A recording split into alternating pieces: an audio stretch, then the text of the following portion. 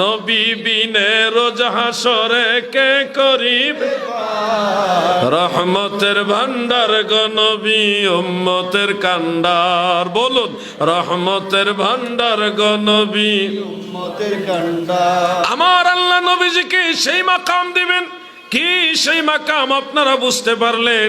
আরশে আজিমের উপরে আমার আল্লাহ উম্মতের শাফাআত করার জন্য বিশাল এক সিংহাসন আমার আল্লাহ সাজাইয়া সেটার মধ্যে নবীজিকে বসায় বলবেন, হাবিব আমার শাফাআত করুন।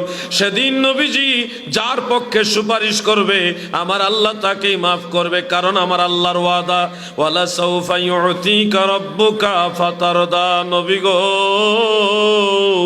এত বেশি পরিমাণে আপনাকে দান করব ফাতারদা, যেন আপনি সন্তুষ্ট হয়ে যাবেন, আপনি খুশি হয়ে যাবেন। একটা জিনিস চিন্তা করেছেন যে আল্লাহ চায় নবীজি যেন